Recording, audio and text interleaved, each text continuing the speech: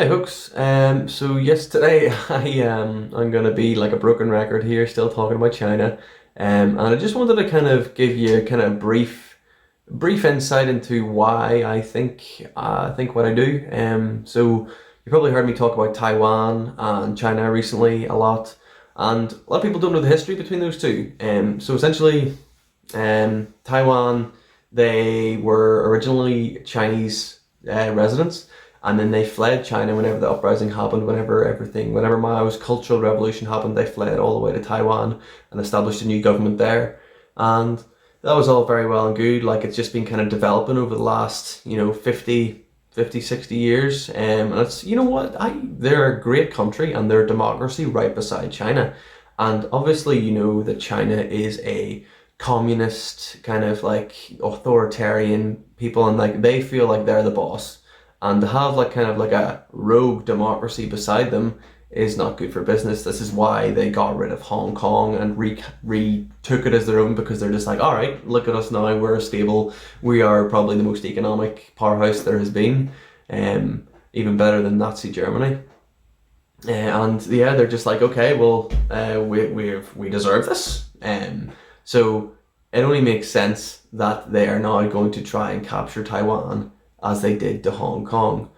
And the reason I don't like this is because whenever you start, just taking countries under your regime, especially democracy countries, to an authoritarian country, that literally is like, it's like a mirror image of what happened in the 1930s, and I don't want that to happen at all.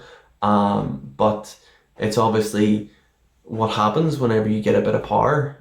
So the kind of thing is that China have been building military might over the last like decade because they've had a lot of money and a lot of people, and they're just like, okay, well, we might as well do it.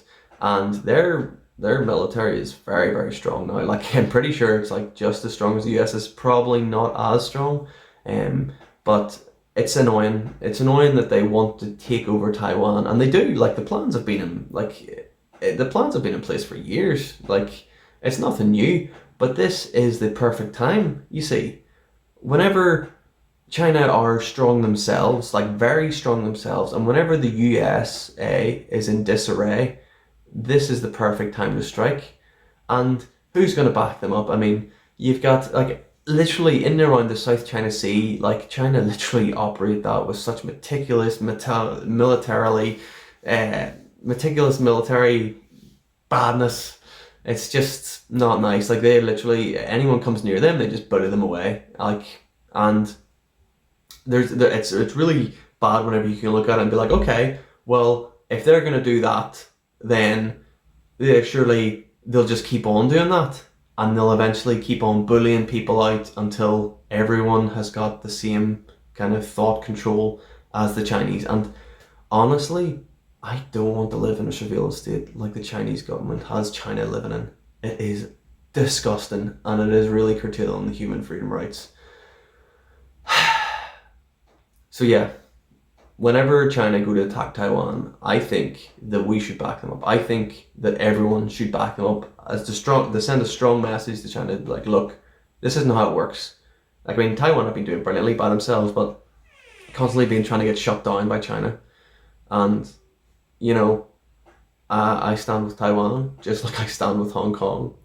And I'll stand with South Korea, I'll stand with North Korea, and I'll stand with Japan too, if it comes to it. Because whenever you kind of make a mess of countries and call them one, that's never going to work out.